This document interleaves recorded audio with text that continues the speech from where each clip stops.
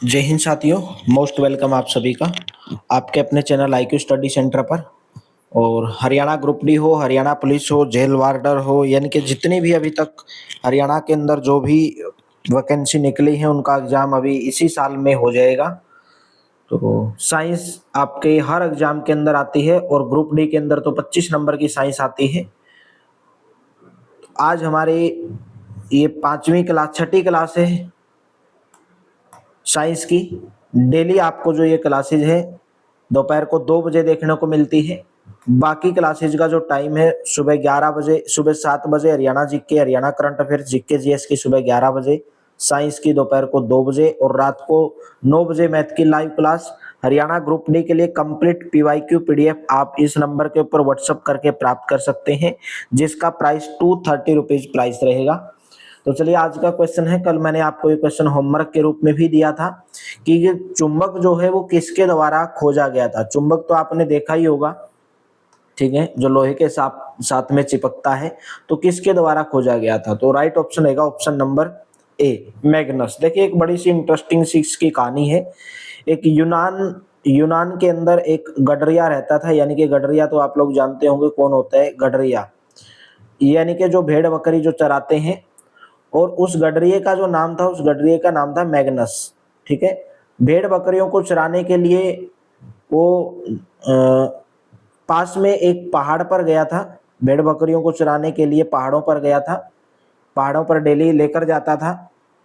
और आप लोग जानते हो जो भेड़ बकरी चराते हैं हाथ में एक डंडी रखते हैं, छड़ी रखते हैं, और छड़ी के सिरे पर एक लोहे की टोपी लगी रहती थी। जैसे ये छड़ी हो गई और उसका जो सिरा है उसके ऊपर एक लोहे की टोपी लगी रहती थी।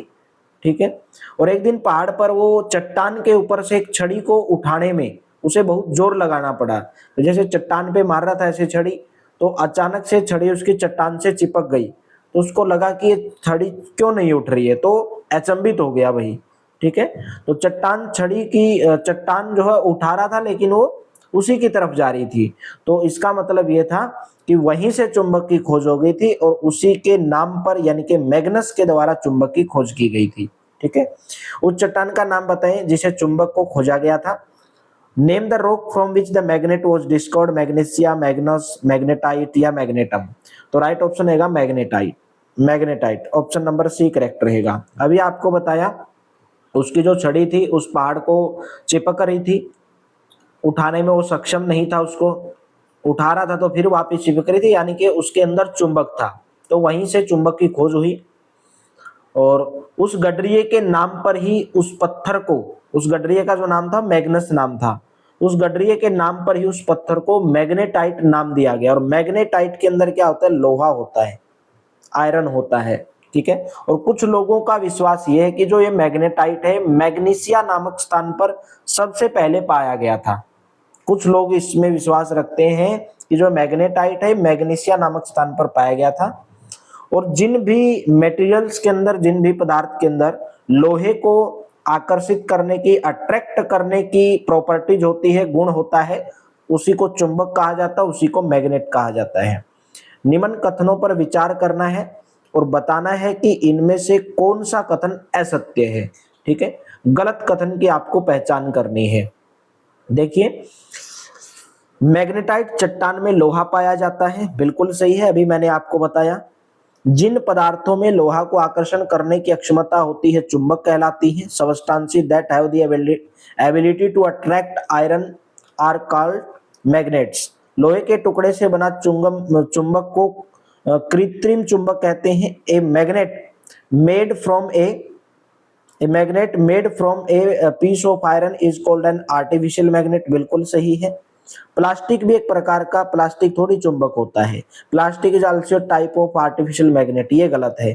तो कौन सा कथन इसके अंदर असत्य है, ओनली स्टेटमेंट, जो स्टेटमेंट नंबर 4 है वो उसके अंदर असत्य है। ठीक है, जैसे जो मैग्नेस था, जो गडरिया था, उसने चुंबक का आविष्कार किया। मैग्नेटाइट चट्टान उसको नाम दिया गया मैग्नेटाइट, पहाड़ के ऊपर गया था वो भेड़ बकरी चराने के लिए, लेकिन उसके बाद लोहे के टुकड़ों से चुंबक बनाने की विधि का आविष्कार हो गया। आपने देखा भी होगा बहुत सारे, जहाँ पे आप साइंस के मोन्यूमेंट्स में गए होंगे तो वहाँ पर लोहे के टुकड़े से चुंबक बनाने की जो प्रक्रिया है उसका आविष्कार हुआ, और उन्हीं को आर्टिफिशियल मैग्नेट कहा जाता है, चुंबक कहा जाता है, यानी कि जो हाथ से बनाए जाते हैं, जो मनुष्य के द्वारा बनाए जाते हैं। निम्नलिखित में से असत्य कथन की पहचान करनी है, गलत कथन आपको बताना है कौन सा है। जो पदार्थ चुंबक चुंबक की ओर आकर्षित होते हैं चुंबकीय पदार्थ कहलाते हैं। The substance which is attracted towards a magnet is called a magnetic substance, सही है। लोहा एक चुंबकीय पदार्थ है, बिल्कुल। Iron is a magnetic substance है, क्योंकि आयरन आयरन से भी लोहा चुंबक बनता है, मैग्नेट बनता है। निक्केल एक अचुंबकीय पदार्थ है, ये गलत है भाई। Nickel is a non magnetic substance नहीं है, निक्कल मैग्नेटिक सबस्टांस है। कोबाल्ट भी एक चुंबकीय पदार्थ है, ये भी सही है, cobalt is a magnetic substance. तो गलत कथन कौन सा है? निक्कल वाला। लोहा हो गया, निक्कल हो गया, कोबाल्ट हो गया, ये चुंबक की ओर अट्रैक्ट करते हैं, ठीक है। और अचुंबकीय पदार्थ कौन से कहलाते हैं? नॉन मैग्नेटिक मटेरियल कौन से कहलाते हैं? कागज हो गई, लकड़ी हो गई, रबर हो गए, ठीक है, जो चुंबक को नहीं चिपकते हैं। चुंबक के ध्रुव अवस्थित होते हैं। The pole of magnet are located, ठीक है। एक मैग्नेट होता है, जैसे आपने मैग्नेट देखा होगा, और इस मैग्नेट के दो पोल होते हैं, एक पोल ये और एक पोल ये। एक पोल को नॉर्थ पोल बोला जाता है और एक को साउथ पोल बोला जाता है। और अगर मैं एक ही चुंबक यहां से भी लूंगा, और इस चुंबक का अगर नॉर्थ पोल ये है और साउथ पोल ये है, जब आप इस चुंबक को पास में लेके आओगे तो दोनों एक दूसरे से दूर जाएंगे, यानी कि सेम जो पोल है वो एक दूसरे से दूर जाएंगे। अगर मैं यहाँ पे साउथ पोल लेकर आ जाता हूँ चुंबक का, और यहाँ पे नॉर्थ पोल, तो फिर जो साउथ नॉर्थ है वो आपस में क्या करेंगे? अट्रैक्ट करेंगे, यानी कि सेम जो पोल है वो एक दूसरे को क्या करेंगे? रिपेल करेंगे। और बाकी जो अट्रैक्ट करेंगे अगर सेम नहीं है, यानी कि अलग अलग अगर उनके पोल हैं। चुंबक के केंद्र में, चुंबक के ध्रुव चुंबक के केंद्र में नहीं होते हैं, सभी स्थानों पर नहीं होते हैं, चुंबक के दोनों सिरों के ऊपर होते हैं, ठीक है। At both ends of the magnet, option number आपका सी करेक्ट रहेगा यहाँ पे, ठीक है, जिसको नॉर्थ पोल और साउथ पोल बोलते हैं। चुंबक के बारे में, मैग्नेट के बारे में सही कथन की पहचान करनी है। चुंबक अगर विराम अवस्था में रहता है तो हमेशा पूर्व पश्चिम दिशा इंगित करता है, बिल्कुल गलत है। चुंबक चाहे विराम अवस्था में रहे, किसी अवस्था में रहे, चुंबक हमेशा दो ही पोल को निर्देश करता है, नॉर्थ और साउथ को, और किसी को नहीं। दो ध्रुव होते हैं जहां पर चुंबक तो बहुत कम होता है, गलत है भाई। ये बात तो ठीक है कि मैग्नेट के दो पोल होते हैं, लेकिन जो मैग्नेटिज्म है वो लो नहीं होता है, उनके सिरों के ऊपर ही सबसे ज्यादा मैग्नेटिज्म होता है। चुंबक के दोनों ध्रुव का नाम क्रमशः उत्तरी और दक्षिणी ध्रुव है, ये सही है। The two poles of a magnet are called north pole and the south pole. इसे दिशा के बारे में जानकारी प्राप्त नहीं हो सकती है, नहीं हो सकती है, ठीक है। इसे दिशा के बारे में जानकारी प्राप्त नहीं कर सकते। चुंबक को आप किसी भी डायरेक्शन में रखो, लेकिन उसके जो पोल है वो नॉर्थ और साउथ को ही इंगित करेंगे, नॉर्थ और साउथ को ही डायरेक्ट करेंगे, लेकिन दिशा नहीं बताएंगे वो, ठीक है। चलिए नेक्स्ट क्वेश्चन है कंपास। कंपास तो आपने देखा होगा, ठीक है, और एक घड़ी टाइप होता है कंपास। कंपास ऐसे होते हैं, और उसके अंदर भी दो ऐसे सुइयां होती हैं, दो सुइयां होती हैं कंपास के अंदर, ठीक है। ऐसे यहाँ पे ईस्ट हो गया, जैसे यहाँ पे वेस्ट हो गया, और यहाँ पे नॉर्थ हो गया, यहाँ पे साउथ हो गया, और इसके ऊपर एक कांच, जो एक घड़ी टाइप होती है, कांच लगा होता है इसके ऊपर। तो इसमें पूछा गया है कि कौन सा सही कथन है इसके बारे में, कंपास के बारे में। Consider the following statement about compass. ये चुंबक के गुण पर आधारित होता है। It is based on the properties of the magnet. देखिए प्राचीन काल में जो यात्री थे, जो टूरिस्ट थे, वो प्राकृतिक चुंबक अपने साथ में लेकर जाते थे।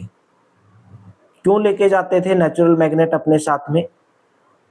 उस नेचुरल मैग्नेट को वो धागे से लटकाते थे, और उसी धागे से जिस डायरेक्शन में वो जाता था उसी से वो पता करते थे दिशा का, डायरेक्शन का, कि आप किस दिशा में हैं, नॉर्थ किधर है, साउथ किधर है, उसी से वो पता करते थे, ठीक है। और उसके बाद में चुंबक के इस गुण के ऊपर आधारित, चुंबक के इसी गुण के ऊपर आधारित पहले यात्री क्या करते थे, ऐसे एक चुंबक लेते थे और इसको एक डोर बांध देते थे, ठीक है। जब भी वो कहीं पे जाते थे तो इस चुंबक को ऐसे लटकाते थे, और जिस डायरेक्शन में वो घूमता था तो उसी डायरेक्शन से वो पता चलता है नॉर्थ किधर है और साउथ किधर है। लेकिन बाद में इसी से एक आविष्कार हुआ कंपास का, जिसको आप हिंदी में दिक्सूचक बोलते हैं। दिक्सूचक, कंपास का आविष्कार हुआ। कंपास के नाम से जाने लगा। कांच का ढक्कन इसके ऊपर होता है, एक छोटी सी डिब्बी होती है घड़ी के जैसी, ठीक है। और इसके अंदर सुई होती है, नीडल होती है, मैग्नेट नीडल होती है, और एक बीच में सेंटर के ऊपर ये लगी होती हैं, और जिस पर दिशाएं भी अंकित होती हैं कंपास के ऊपर, नॉर्थ इधर है, साउथ इधर है, ईस्ट इधर है और वेस्ट उधर है, ठीक है। कंपास में एक डायल भी होता है, डायल जिसको आप बोलते हैं, मतलब उसके ऊपर वही डायरेक्शन अंकित होती है। और जब आप कंपास को किसी स्थान के ऊपर रखोगे तो हमें दिशा निर्धारण करने का काम करता है, ठीक है। और जब वो जो सुइयां हैं जब विराम अवस्था के अंदर रहेंगी, स्ट्रेट पोजीशन के अंदर रहेंगी, तो हमें कौन सी दिशा वो निर्धारण करेंगी, नॉर्थ और साउथ, यानी कि उत्तर और दक्षिण दिशा को निर्देशित करती है। जब आप कंपास को घुमाते हो, ठीक है, और जो उत्तर दक्षिण चिन्ह है वो सुई के दोनों सिरों पर न आ जाए तो चुंबकीय सुई के उत्तरी ध्रुव की पहचान के लिए सामान्यतः से अलग अलग रंग से भेंट भी किया जाता है, ठीक है। तो कांच के ढक्कन का एक डिब्बा होता है, ये भी सही है। और चुंबकीय सुई डिब्बी के अंदर एक धुरी पर लगी होती है जो स्वतंत्रता पूर्वक लटकती रहती है। सुई विराम अवस्था में उत्तर दक्षिण दिशा में दिशा निर्देश करती है, ये भी सही है। तो चारों के चारों कथन इसके अंदर सही है, यानी कि जैसे जैसे आप कंपास को घुमाओगे वो सुइयां भी ऐसे घूमती जाएंगी और डायरेक्शन आपको पता चलेगी, ठीक है। नेक्स्ट, निम्नलिखित में से गलत कथन की पहचान करनी है, भाई गलत कौन सा है। चुंबक लोहा, nickel, cobalt, magnets attract certain substances, iron, nickel, cobalt, such substance are called magnetic material. बिल्कुल, मैग्नेटिक मटेरियल किसको बोलते हैं, जो अट्रैक्ट करते हैं चुंबक को। तो लोहा, निकल, कोबाल्ट सभी मैग्नेटिक मटेरियल हैं। प्रत्येक चुंबक के दो ध्रुव होते हैं, बिल्कुल सही है, नॉर्थ और साउथ। स्वतंत्रता पूर्वक लटकाने पर चुंबक हमेशा पूर्व दक्षिण दिशा में आकर रुकता है, ये गलत है, ठीक है। देखिए, चुंबक पदार्थों को भी आकर्षित करता है, और जो चुंबक को आकर्षित करते हैं उनको चुंबकीय पदार्थ कहते हैं, जो नहीं आकर्षित करते हैं उनको अचुंबकीय पदार्थ कहते हैं, ठीक है। तो दो ध्रुव होते हैं उसके ऊपर, नॉर्थ और साउथ, ये भी सही है, ये भी सही है, लेकिन ऑप्शन नंबर सी इसके अंदर क्या है, गलत है। एक उत्तर दिशा और एक दक्षिण दिशा, दो ही दिशा ये बताएगा, ठीक है। हमेशा उत्तर दक्षिण दिशा के अंदर ही आकर वो रुकेगा। दो चुंबकों के असमान ध्रुव एक दूसरे को आकर्षित करते हैं, जबकि समान ध्रुव में परस्पर प्रतिकर्षण होता है। Unlike pole of two magnet, जैसे मैंने आपको बताया ना, एक मैग्नेट के नॉर्थ और साउथ पोल होते हैं, और इधर भी एक मैग्नेट अगर मैं ले लेता हूं और ये नॉर्थ पोल है, ये साउथ पोल है, तो ये जो साउथ और नॉर्थ पोल दोनों चुंबक को जब पास में लेके आओगे तो एक दूसरे को अट्रैक्ट करेंगे। यानी कि अगर जो पोल हैं अलग अलग रहेंगे तो अट्रैक्ट करेंगे। अगर दोनों पोल, यहाँ पे नॉर्थ वाला है, अगर यहाँ पे मैं चुंबक लेता हूँ, ये भी नॉर्थ पोल है और ये साउथ पोल है, तो अगर मैं इनको पास में लेके आऊंगा तो रिपेल करेंगे, एक दूसरे को दूर करेंगे, ठीक है, प्रतिरक्षण करेंगे। क्यों करेंगे, क्योंकि ये सेम पोल है। तो ऑप्शन नंबर डी भी सही है, सी ऑप्शन इसके अंदर गलत है। क्या घटित होगा जब चुंबक को हथौड़े से पीटा जाए, क्या होगा भाई जब आप चुंबक को हथौड़े से पीट दोगे, ये और ज्यादा चुंबकीय हो जाएगा, क्या और ज्यादा मैग्नेटिक बढ़ जाएगा इसका, बिल्कुल गलत है। ये अपना चुंबकत्व गुण खो देगा। जब आप किसी चुंबक को गर्म करोगे या किसी चुंबक को हथौड़े से पीटोगे या किसी चुंबक को ऊपर से गिरा दोगे, ठीक है, जब आपने देखा होगा आपके एक चुंबक लेना और चुंबक को बीच में से तोड़ देना, ठीक है, तो उसका जो चुंबकीय गुण है वो उसका खराब हो जाएगा, चिपकेगा वो एक साइड, लेकिन जहां से वो टूटे वहां से चिपकेगा नहीं, ठीक है। तो अपने गुण खो देता है, वो चिपकने वाले जो उसके गुण है, मैग्नेटिक जो प्रॉपर्टी है वो खो देगा, ठीक है। दोनों ध्रुव अपना स्थान परिवर्तन कर लेंगे, ध्रुव तो वहीं पे रहेंगे, इनमें से कोई नहीं। तो ऑप्शन नंबर कौन सा करेक्ट रहेगा, बी ऑप्शन करेक्ट रहेगा, वो अपना चुंबकत्व गुण खो देगा। क्या घटित होगा जब चुंबक को गर्म किया जाएगा, अभी मैंने आपको बताया चुंबक को अगर गर्म करोगे तो क्या हो जाएगा, ये अपना क्या कर देगा, प्रत्येक चुंबक के दो ध्रुव होते हैं, नॉर्थ और साउथ, उत्तरी और दक्षिणी, ठीक है, और उत्तर दक्षिण दिशा वो दर्शाते हैं, कौन सी दिशा दर्शाते हैं, उत्तर दक्षिण दिशा। तो अगर आप चुंबक को गर्म करोगे तो अभी तो मैंने आपको बताया चुंबक को तो अपना चुंबकत्व गुण खो देगा, पीटोगे या गर्म करोगे तो उसका चुंबकत्व गुण खो देगा, वो मैग्नेटिक प्रॉपर्टी उसकी खत्म हो जाएगी। चुंबक के दोनों समान ध्रुव एक दूसरे को क्या करते हैं, समान समान अगर है, नॉर्थ नॉर्थ साउथ साउथ, तो क्या करेंगे, आकर्षित नहीं करेंगे, डज नॉट अट्रैक्ट, रिपेल करेंगे एक दूसरे को। अगर जो पोल है उसके दोनों इक्वल नहीं है, नॉर्थ साउथ को अगर अट्रैक्ट करूंगा तो हमेशा आकर्षित करेंगे, वो ऑलवेज अट्रैक्ट करेंगे, अगर पोल अलग अलग डिफरेंट है तो, ठीक है, अगर सेम है तो आकर्षित नहीं करेंगे, रिपेल करेंगे एक दूसरे को।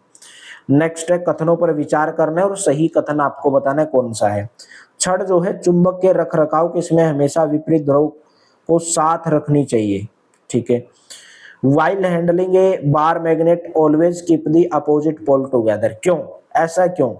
भाई आप ये बोल रहे हैं कि जब आप कहीं पे दो चुंबक लेके जा रहे हो तो हमेशा, जैसे इसका नॉर्थ पोल है, ये साउथ पोल है, ये साउथ पोल है, ये नॉर्थ पोल है, तो हमेशा जो आपको दोनों चुंबक रखने चाहिए उनके जो पोल है ना वो हमेशा इक्वल में रखने चाहिए। ऐसा नहीं कि क्योंकि वो फिर आपस में चिपकते रहेंगे कि वो ज्यादा टाइम तक चिपकेंगे तो उनकी जो मैग्नेटिक प्रॉपर्टीज है वो खत्म हो जाती है, उनका जो चिपकने का जो गुण है वो थोड़ा थोड़ा धीरे धीरे खत्म हो जाता है। तो पहला सही है। रख रखाव करते समय चुंबक को मोबाइल, टेलीविजन, सीडी आदि से दूर रखना चाहिए, ये भी सही है। While maintaining the magnet it should be kept away from the mobile, television, CD, इनसे दूर रखना चाहिए। तो दोनों की दोनों बोथ स्टेटमेंट इसके अंदर क्या हो जाएंगी, करेक्ट स्टेटमेंट हो जाएंगी, ठीक है। तो दोनों को अलग अलग धुरे पे रखने चाहिए, यानी कि अलग अलग उनका जो है अपोजिट नहीं होना चाहिए, उनका जो पोल है सेम पोल पर वो रखने चाहिए। वायु क्या है, मोस्ट इंपोर्टेंट क्वेश्चन है हमारे चारों ओर वायु वाला जो चैप्टर है। हरियाणा के ग्रुप डी में हो, सीटी में हो, भर भर के क्वेश्चन पूछे गए हैं भाई। वायु क्या है, वायु एक मिश्रण है। किसका मिश्रण है वायु? वायु बहुत सारी गैसों का मिश्रण है। वायु एक मिक्सचर है, वायु एलिमेंट नहीं है, कंपाउंड नहीं है, नन ऑफ दीज। देखिए 18वीं शताब्दी के कुछ लोग ये बातें सोचते कि जो वायु है एक मटेरियल है, एक पदार्थ है, लेकिन बाद में धीरे धीरे प्रयोग हुए, बाद में परीक्षण हुए, एक्सपेरिमेंट हुए, तो बाद में पता चला कि ऐसा नहीं है। वायु जो है अनेक गैसों का एक मिश्रण है। वायु के बारे में निम्न कथनों पर विचार करना है और सही कथन आपको बताना है कौन सा है। यह स्थान घेरती है क्योंकि इसका अपना आयतन होता है। वायु बिल्कुल स्थान घेरती है। वायु जब एक पदार्थ है, गैसों का मिश्रण है, तो वो स्थान तो घेरेगी, ठीक है, क्योंकि सभी पदार्थ, सभी मटेरियल क्या करते हैं, स्थान घेरते हैं, तो उनका अपना आयतन भी होता है, वॉल्यूम होता है, ये भी सही है। इसका रंग सफेद होता है। क्या इसका रंग सफेद होता है? भाई रंग सफेद नहीं होता है, its colour is white, colourless होती है, इसका कोई रंग ही नहीं होता है। यह अपारदर्शी होती है, यह अपारदर्शी होती है। क्या ये अपारदर्शी होती है? सही कथन आपको बताना है।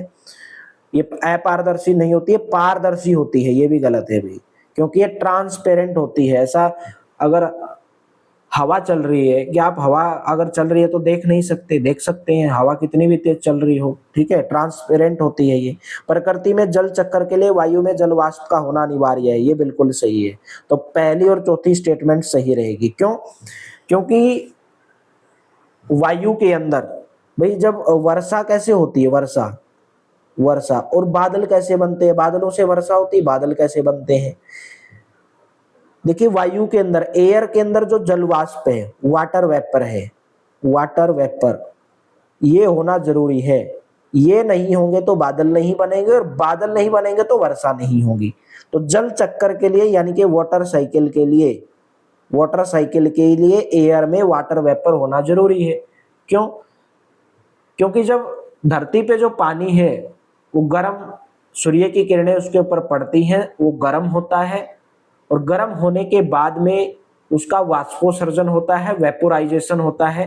वो पानी हवा के रूप में उड़ के आसमान में जाता है, और ऊपर जाके टेम्परेचर ऊपर क्या होता है, कम होता है। जैसे जैसे वो ऊपर जाएगा वेपोर बन के पानी नीचे से गर्म होके, तो ऊपर टेम्परेचर कम होता है और ऊपर जाके वो पानी जम जाता है, और जब बादल ज्यादा भारी हो जाते हैं तो वर्षा कर देते हैं। तो ऑप्शन नंबर आपका यहाँ पे सी करेक्ट रहेगा इसके अंदर।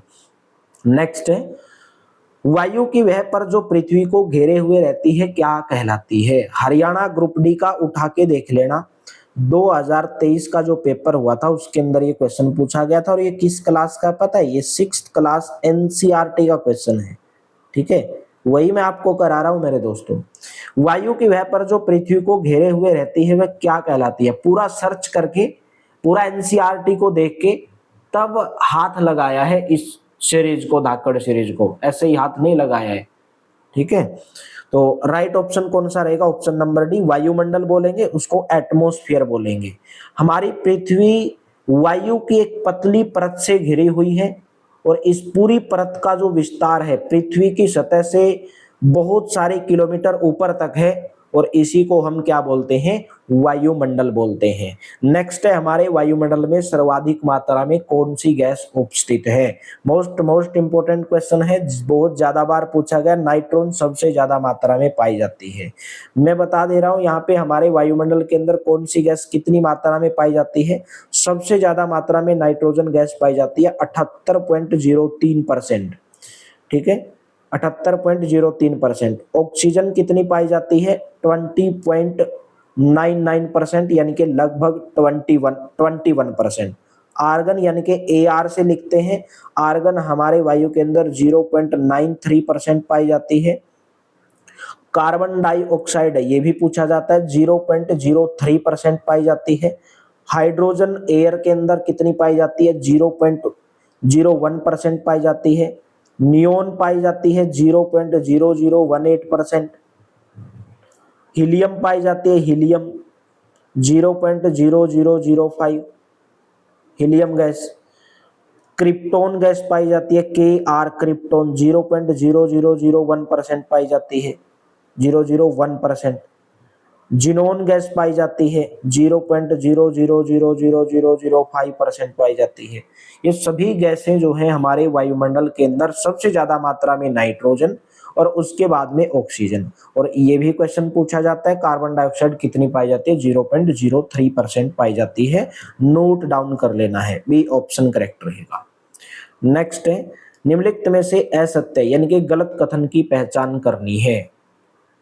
नाइट्रोजन जलने में सहायक होती है, पहला क्वेश्चन ही गलत है। देखिए पहला कथन ही गलत है, क्यों? हमारी वायु के अंदर जो नाइट्रोजन है कितने परसेंट है, अभी मैंने आपको बताया लगभग 78% है। नाइट्रोजन के अंदर अगर 78% अगर मेरे दोस्तों गैस है, फिर तो भाई सभी की चीजें जलने लगेंगी, कोई चीज बचेगी ही नहीं। अगर इतनी गैस है तो जलने लगेंगी सभी चीजें। और इसने यही बोला कि नाइट्रोजन जलने में सहायक होती है। भाई अगर हमारे वायुमंडल में नाइट्रोजन गैस नहीं होगी, नाइट्रोजन गैस नहीं होगी तो सभी चीजें जलने लग जाएंगी, जलने लगेंगी सभी चीजें, आग लग जाएगी अपने आप। ठीक है, तो नाइट्रोजन जलने में सहायक नहीं होती है, नाइट्रोजन दहन करने में यानी कि बुझाने में काम आती है। ठीक है, ऑक्सीजन जीव के श्वसन के लिए महत्वपूर्ण भाग है, बिल्कुल सही है, जीने के लिए तो ऑक्सीजन चाहिए भाई। तो केवल और केवल कौन सा गलत कथन है, पहली स्टेटमेंट गलत है, statement only 1, B option correct रहेगा। नेक्स्ट क्वेश्चन बताइए, इसमें से भी आपको गलत कथन यानी कि इनकरेक्ट स्टेटमेंट बतानी है।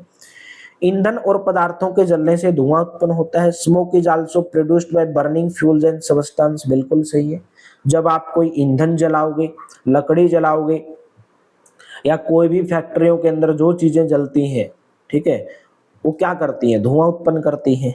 नाइट्रोजन जलने में सहायक नहीं होते हैं, ये भी सही है। Nitrogen does not help in burning, ये तो आग लगने से बचाते हैं, बिल्कुल सही है, जलने में सहायक नहीं होते हैं। ठीक है, किसी पदार्थ के जलने से कार्बन डाइऑक्साइड उत्पन्न होता है, ये भी सही है, कार्बन डाइऑक्साइड उत्पन्न होता है, CO2 गैस तो उत्पन्न होती है जब आप जलाते हो। धुआं में केवल कुछ गैसें ही रहते हैं, निम्नलिखित में से गलत कथन आपको बताना। देखिए धुएं में गैसें ही नहीं रहती हैं, धुएं के अंदर कुछ गैसें भी और सूक्ष्म धूल कण भी रहते हैं, धूल कण जो हमारे शरीर के लिए हानिकारक होते हैं। आप कारखानों के अंदर लंबी लंबी चिमनियां देखते होंगे, चिमनियों से धुआं निकलता है और गैस निकलती है और हमारी नाक के अंदर वो चली जाती है, आकाश में जो पक्षी उड़ रहे हैं उनके पास में चली जाती है। किसी पदार्थ के जलने से कार्बन डाइऑक्साइड उत्पन्न होता है, ये भी सही है। वायु में धूल के जो कण है हमेशा उपस्थित रहते हैं, नाइट्रोजन जलने में सहायक नहीं होती है। तो धुओं में केवल कुछ गैसें ही रहते हैं, कुछ गैसें नहीं रहती, बहुत सारी गैसें रहती हैं और धूल कण भी रहते हैं। ठीक है, तो डी ऑप्शन गलत है। इनमें से वायु का कौन सा संगठक जीवित प्राणियों के लिए हानिकारक होता है? Which of the components of air is harmful for living beings? Nitrogen carbon dioxide क्या हानिकारक होता है? नहीं भाई, हानिकारक नहीं होते। हमारी वायु के अंदर तो नाइट्रोजन सबसे ज्यादा पाई जाती है 78%, और कार्बन डाइऑक्साइड तो हम लोग छोड़ते ही हैं और पौधे उसको ग्रहण करते हैं, तो ये तो हमारे लिए हानिकारक नहीं है। धूल एवं जल वाष्प, धूल तो हानिकारक है, लेकिन धूल भी पाई जाती है लेकिन इतनी हानिकारक नहीं है। और जो जल वाष्प है, वाटर वेपर जो बनते हैं, वो तो हानिकारक थोड़ी है हमारे लिए, वो भी हानिकारक नहीं है। वाटर वेपर बनेंगे तभी तो वर्षा होगी, तभी तो बादल बनेंगे। धुआं और जल वाष्प, धुआं हानिकारक है लेकिन जल वाष्प नहीं है। धूल और धुआं ये दोनों हमारे लिए हानिकारक है। क्यों? धूल और धुआं हमारे लिए हानिकारक क्यों है? ये वायु प्रदूषण करते हैं, वायु के अंदर प्रदूषण फैलाते हैं। ज्यादा धूल हो गई या ज्यादा धुआं होगा, इनके अंदर बहुत हानिकारक कण होते हैं जिन्हें सांस लेने में दिक्कत होती है, सांस से संबंधित बीमारी हो जाती है, अस्थमा रोग हो जाता है, हृदय रोग हो जाता है। नाइट्रोजन तो हवा का सबसे बड़ा हिस्सा है और नाइट्रोजन पौधों के लिए भी आवश्यक है। आप लोग जब खेतों में नाइट्रोजन डालते भी होंगे खाद के रूप में, ठीक है। और कार्बन डाइऑक्साइड का उपयोग पौधे प्रकाश संश्लेषण के लिए, फोटोसिंथेसिस प्रोसेस के लिए करते हैं। डी ऑप्शन करेक्ट रहेगा। नेक्स्ट, नाक के अंदर महीन बाल का क्या कार्य होता है? नाक के अंदर आपने छोटे छोटे बाल देखे होंगे, उसका काम क्या होता है? रोगाणुओं को फिल्टर करना, फिल्टर आउट जर्म्स नहीं, ट्रैप वाटर वेपर नहीं, to trap carbon dioxide gas नहीं, कार्बन डाइऑक्साइड हम लोग छोड़ते हैं, फिल्टरिंग आउट डस्ट पार्टिकल, धूल के कण को छान। देखिए आपकी नाक के अंदर अगर महीन बाल नहीं होंगे तो जितने भी वायु के अंदर जो धूल भरी आंधी चलती है या हमेशा धूल उपस्थित रहती है, वो सीधे आपकी नाक में चली जाएगी, ठीक है। इसलिए जो आपके नाक के अंदर बाल हैं धूल को रोकने का काम करते हैं, ठीक है। डी ऑप्शन करेक्ट रहेगा। निम्नलिखित कथनों पर विचार करना है और आपको बताना है कि इनमें से कौन सा कथन सही है, ठीक है। सही कथन बताना है। वायु में धूल कण समय एवं स्थान के साथ बदलते रहते हैं। Dust particle in the air keep changing with the time and place, बिल्कुल सही है। जैसे रात के टाइम में धूल कम रहेगी, दिन के टाइम में ज्यादा रहेगी, तो टाइम के अनुसार बदलते हैं। कहीं कहीं आप चले जाओ, दिल्ली में चले जाओ, बहुत वायु प्रदूषण मिलेगा वहां पे आपको, ठीक है। दूसरी कहीं जगह पे जाओगे अच्छी खासी, शिमला में चले जाओ, कम मिलेगा। ये बात सही है। तो वायु में जो धूल के कण है, dust particle in the air changing with the time and place, वायु की संरचना में स्थानीय भिन्नता आती है। There is a local variation in the composition of air, बिल्कुल ये भी बात सही है, ठीक है। वायु की संरचना, संरचना का मीन्स है there is a local variation in the composition of air. कहीं पे आप जाओगे एयर आपको अच्छी मिलेगी, हवा दूषित नहीं मिलेगी। कहीं दूसरे शहर में जाओगे हवा आपको खराब मिलेगी एकदम। तो दोनों के दोनों कथन सही है, दोनों statement, both statements are correct. Next, निम्नलिखित में से कौन सी गैस मिलकर 99% भाग वायुमंडल को घेरता है? कौन सा भाग घेरता है भाई वायुमंडल को? मैंने आपको बताया 78% हमारे वायुमंडल में नाइट्रोजन पाई जाती है, 21%, 20.00 लगभग 20.99% पाई जाती है ऑक्सीजन पाई जाती है, ठीक है। तो कितना हो जाएगा? 99% तो यही हो गया। तो ऑक्सीजन आ जाएगा और नाइट्रोजन आ जाएगा। पहला और थर्ड ऑप्शन करेक्ट रहेगा। पहला और थर्ड कौन से में है? पहले ऑप्शन में। तो ए ऑप्शन आपका यहाँ पे करेक्ट रहेगा। फर्स्ट और थर्ड स्टेटमेंट यहाँ पे आपकी करेक्ट रहेगी। और 1% में कार्बन डाइऑक्साइड भी आ गई, अन्य गैसें, आर्गन आ गई, नियोन आ गई, क्रिप्टोन आ गई, जिनोन आ गई। मैंने आपको परसेंटेज बताया था कि कितने परसेंटेज में ये पाई जाती है। जो जीव मिट्टी के गहराई में रहते हैं वो सांस कैसे लेते हैं? मिट्टी में भी तो जीव रहते हैं, लेकिन उनको सांस कैसे मिलता है? उन्हें श्वसन की आवश्यकता नहीं होती। हर जीव को, जितने भी सजीव हैं, उनको सांस लेने की आवश्यकता होती है। बाहर आकर ऑक्सीजन लेते हैं ऐसा थोड़ी है। बाहर आएंगे, धरती से ऊपर आएंगे तब वो सांस लेंगे, तो हम मर जाएंगे तब तक। तो मिट्टी में घुली हुई ऑक्सीजन से, मिट्टी के अंदर भी क्या है? ऑक्सीजन है। और वो जो घुली हुई ऑक्सीजन है उसी से वो क्या करते हैं? सांस लेते हैं। तो option number they respire on oxygen dissolve in the soil, C option will be correct. Next बताइए, जब हम पानी को गर्म करते हैं तो हमें उनमें से बुलबुले निकलते हुए दिखाई देते हैं। इसे क्या पता चलता है? पानी में हवा होती है या हवा में पानी होता है? हवा में पानी नहीं होता है। पानी स्वयं बुलबुले में, खुद थोड़ी बुलबुले में परिवर्तित होगा। पानी में घुले हुए खनिज होते नहीं, पानी में हवा होती है। Water contains air, air contains water नहीं। Water itself turn into bubbles, या वाटर कंटेन्स डिजोल्व्ड मिनरल्स नहीं। पानी के अंदर हवा होती है। जब आप पानी गर्म करते हैं तो पानी के अंदर जो घुली हुई जो एयर है वो बुलबुलों के रूप में बाहर आ जाती है, ठीक है। और पानी को जब गर्म करते हैं, जो पानी वाटर जो वेपर है उसके अंदर वो परिवर्तित हो जाता है और बाद में वो उबलने लगता है, ठीक है। और जो जीव पानी में रहते हैं वो सांस लेने के लिए पानी के अंदर जो ऑक्सीजन है उसी का उपयोग करते हैं। जैसे जो मिट्टी के अंदर रहते हैं, मिट्टी के अंदर घुली हुई जो ऑक्सीजन है वो उसका प्रयोग करते हैं। ऑक्सीजन चक्कर में निम्न में से कौन महत्वपूर्ण रोल अदा करता है? ऑक्सीजन भाई पौधा करता है, प्लांट्स देख लो, प्लांट कितने इंपॉर्टेंट है आपकी लाइफ के लिए, क्योंकि आपको जीने के लिए, हर प्राणी को जीने के लिए ऑक्सीजन चाहिए। और ऑक्सीजन हमें किससे मिलती है? वो हमें पेड़ पौधों से मिलती है। तो आज एक पेड़ अपने चैनल IQ स्टडी सेंटर के नाम से कौन कौन लगाएगा? कमेंट बॉक्स में बताइए। एक पेड़ लगाना है आपको। गर्मी भी बहुत ज्यादा है अपने हरियाणा में, तो एक पेड़ लगाइए, आपके नाम से लगाइए या मेरे नाम से लगाइए या IQ स्टडी सेंटर के नाम से लगाइए, लेकिन एक पेड़ जरूर लगाइए, ठीक है।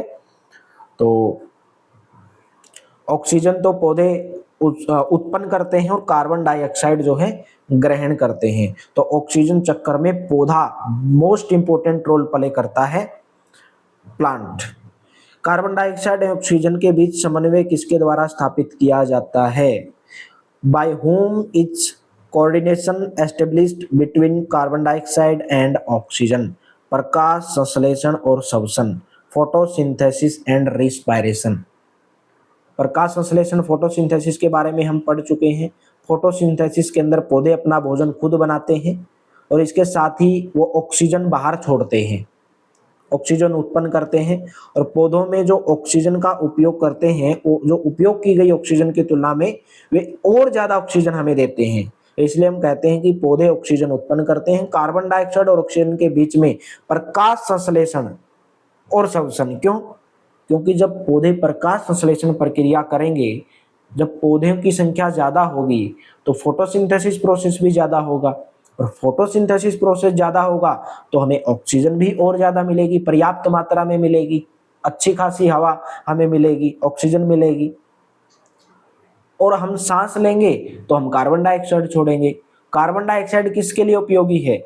वो पौधों के लिए उपयोगी है। तो सांस लेना और प्रकाश संश्लेषण करना, फोटोसिंथेसिस और सांस लेना, दोनों के दोनों मोस्ट इंपोर्टेंट है कोऑर्डिनेशन बनाने के लिए मेरे दोस्तों। किसके अंदर कोऑर्डिनेशन बनाने के लिए? कार्बन डाइऑक्साइड और ऑक्सीजन के बीच में। निम्नलिखित कथनों पर विचार करना है और आपको आंसर देना है। क्वेश्चन आपके सामने है और गलत बताना है कौन सा है इसके अंदर, ओनली गलत बताना है। Consider the following statement. मानव और अन्य प्राणी प्रत्यक्ष या परोक्ष रूप से पादपों पर निर्भर करते हैं, बिल्कुल है। Human and other creature directly और indirectly depend on plant, plant के ऊपर तो निर्भर है ही। सभी जीव जंतु, पादप, पौधे, प्राणी, ठीक है भाई, सांस लेने के लिए ऑक्सीजन चाहिए, ठीक है, तो हम निर्भर करते हैं पौधों के ऊपर। पहला स्टेटमेंट सही है। पादप तथा अन्य ऐसे जीव हैं जो जल, कार्बन डाइऑक्साइड, एक खनिज की सहायता से अपना भोजन बना सकते हैं। उपरोक्त में से कौन सा गलत है? भाई ये तो गलत है, सेकंड वाला, ठीक है। केवल पौधे ही ऐसे जीव हैं और ऐसा कोई भी जीव नहीं है जो खुद भोजन बनाता है। केवल पौधे ही ऐसे जीव हैं जो जल से, कार्बन डाइऑक्साइड से और मिनरल्स यानी कि खनिज की सहायता से अपना भोजन बना सकते हैं। जीव नहीं है, केवल और केवल पौधे हैं, केवल और केवल प्लांट्स हैं। तो कौन सा कथन गलत है? कथन नंबर सेकंड इसके अंदर गलत है, बी ऑप्शन करेक्ट रहेगा। नेक्स्ट है, सजीवों द्वारा भोजन ग्रहण करना और उसके उपयोग की विधि को क्या कहा जाता है? What is the method of consuming food and its use by living beings? स्वपोषण, विषम पोषण, पोषण या सभी? तो उसको कहा जाता है पोषण, यानी कि न्यूट्रिशन बोलते हो। देखिए, जो जितनी भी सजीव चीज हैं उनके द्वारा भोजन ग्रहण करना और भोजन ग्रहण करने के बाद उसको उपयोग करना, इस प्रक्रिया को, इस प्रोसेस को पोषण कहा जाता है, न्यूट्रिशन कहा जाता है। और पोषण की, न्यूट्रिशन की वह विधि, न्यूट्रिशन का वो प्रोसेस जिसमें जो जीव हैं अपना भोजन खुद बनाते हैं, उनको क्या कहा जाता है? स्वपोषण, स्वपोषण कहलाती है। जो खुद बनाते हैं स्वपोषण कहलाते हैं, ठीक है। तो ऑप्शन नंबर इसके अंदर सी ऑप्शन करेक्ट रहेगा। सजीवों के द्वारा कंज्यूमिंग फूड लिविंग बींग्स के द्वारा जितने भी भोजन ग्रहण करना और उसका उपयोग करना, उस प्रोसेस को, उस मेथड को क्या बोला जाता है? पोषण बोला जाता है और न्यूट्रिशन बोला जाता है। और न्यूट्रिशन की वह विधि जिसके अंदर जो जीव हैं अपना भोजन खुद संश्लेषित करते हैं, उनको स्वपोषी कहलाती है। पादप की खाद्य फैक्ट्रियां होती हैं। The food factory of the plant is, पत्तियां होती हैं। क्यों? क्योंकि जो प्लांट है वो पत्तियों से ही तो अपना भोजन बनाते हैं। ठीक है, पत्तियों के माध्यम से ही प्रकाश संश्लेषण फोटोसिंथेसिस होता है। और मिट्टी के अंदर जितना भी जल है, खनिज मिनरल्स हैं, वो जड़ के द्वारा पौधों तक पहुंचता है। तो ऑप्शन नंबर सी करेक्ट रहेगा। नेक्स्ट, निम्नलिखित में से गलत कथन की पहचान करनी है कि गलत कथन कौन सा है। पहला है, पत्ती की सतह पर उपस्थित सूक्ष्म रंध्रों द्वारा वायु में उपस्थित कार्बन डाइऑक्साइड प्रवेश करती है। The carbon dioxide present in the air enter the air by the microscope present on the surface of the leaf. बिल्कुल भाई, पौधे क्या ग्रहण करते हैं? Carbon dioxide. और ये काम किसका होता है? पत्तियों का, लीफ का काम होता है। लीफ फोटोसिंथेसिस के माध्यम से ऑक्सीजन छोड़ती हैं और जो पत्तियों के अंदर जो छोटे छोटे जो छिद्र होते हैं, जो माइक्रोकोसी जो प्रेजेंट होते हैं, उसके थ्रू ही वो कार्बन डाइऑक्साइड उसके अंदर प्रवेश करती है। पहला सही है। The water and mineral present in the soil are absorbed by the root. मृदा में उपस्थित जल और खनिज जड़ द्वारा अवशोषित किए जाते हैं, ये भी सही है। जल एवं खनिज वाहिकाओं द्वारा पत्तियों तक पहुंचाए जाते हैं, वाहिका नली के समान होती है। Water and minerals are transported to the leaves by the vessels, this vessel are called like tubes, ये भी सही है। तो ऑप्शन नंबर डी, इसमें से कोई भी गलत नहीं है। ठीक है, मिट्टी के अंदर जितना भी जल है, खनिज मिनरल्स है, वो जड़ के द्वारा ही अवशोषित किए जाते हैं, एब्जॉर्ब किया जाता है और तने के माध्यम से फिर वो जल, जो खनिज मिनरल हैं, पत्तियों तक पहुंच पाते हैं। और पत्ती की सतह के ऊपर जो छोटे छोटे जो सूक्ष्म रंध्र होते हैं, माइक्रोकोजिज होते हैं पत्ती के ऊपर प्रेजेंट, वही वायु के अंदर जो स्थित कार्बन डाइऑक्साइड है उसके अंदर प्रवेश करती है। सभी कथन इसके अंदर सही है, गलत कोई भी नहीं है। नेक्स्ट है, क्लोरोफिल के बारे में गलत कथन की पहचान करने की गलत कौन सा है। यह हरे रंग के अलावा अन्य पत्तियों में भी पाया जाता है। यह हरे रंग के अलावा, ये गलत है। यह हरे रंग के अलावा अन्य पत्तियों में भी पाया जाता है। पत्तियों में एक हरा वर्णक होता है और उसी को क्लोरोफिल बोला जाता है। क्लोरोफिल सूर्य के प्रकाश से ऊर्जा का ग्रहण करता है और पत्ती की सहायता करता है। ऊर्जा का प्रयोग जल और कार्बन डाइऑक्साइड से संश्लेषण के अंदर होता है, फोटोसिंथेसिस प्रोसेस के अंदर होता है। और इसी को प्रकाश संश्लेषण यानी कि फोटोसिंथेसिस प्रोसेस कहते हैं। और हमने देखा है क्लोरोफिल हो गया, सूर्य का प्रकाश हो गया, कार्बन डाइऑक्साइड हो गया, जल हो गया, ये सभी प्रकाश संश्लेषण के लिए महत्वपूर्ण है। तो it help the leaf in storing solar energy, solar energy की जरूरत है। प्रकाश संश्लेषण का अनिवार्य रूप है chlorophyll, the essential form of photosynthesis. Chlorophyll, पत्तियों के अंदर क्लोरोफिल पाया जाता है, क्लोरोफिल होगा तभी तो फोटोसिंथेसिस प्रक्रिया होगी। प्रकाश संश्लेषण के दौरान पत्ती की क्लोरोफिल युक्त जो कोशिकाएं हैं वो सूर्य के प्रकाश की उपस्थिति में कार्बन डाइऑक्साइड और जल से कार्बोहाइड्रेट का संश्लेषण करती हैं। बिल्कुल भाई, कार्बोहाइड्रेट हमें मिलता है, हमारे शरीर को ऊर्जा प्रदान करता है, ये हमें पौधों से मिलता है। लेकिन हरे रंग के अलावा अन्य पत्तियों में भी पाया जाता है, ये गलत है। ठीक है, तो केवल और केवल स्टेटमेंट 1 इसके अंदर क्या हो जाएगी? गलत हो जाएगी, बाकी इसके अंदर सही रहेंगे। शरीर की सूक्ष्म इकाई को क्या कहा जाता है? कोशिका, उत्तक, अंग या gene. The microscopic unit of the body is called cell. Cell कहा जाता है, टिश्यू, ऑर्गन, जीन। इसका आंसर आपको होमवर्क के रूप में कमेंट बॉक्स के अंदर देना है। क्लास कैसी लगी कमेंट बॉक्स में जरूर बताइए। अच्छी लगी वीडियो को लाइक कर देना, शेयर कर देना और बाकी क्लासेस भी आप टाइम पे ज्वाइन करते रहो। ये क्लासेस आपके लिए बिल्कुल बेहतरीन है। हमारी साइंस की धाकड़ सीरीज, पीवाईक्यू भी आ जाएंगे, पूरी एनसीईआरटी आपको कराई जाएगी। बस यही करना है आपको, फालतू कुछ मत्था नहीं मारना है, कोई बुक खरीदने की जरूरत नहीं है। अगर आप पीवाईक्यू पीडीएफ खरीदना चाहते हैं तो इस नंबर के ऊपर व्हाट्सएप करके आप प्राप्त कर सकते हैं। 230 रुपीज उसका प्राइस रहेगा और बाकी क्लासेस भी आप टाइम से ज्वाइन करते रहें। Thank you, have a nice day. मिलते हैं कल की क्लास में।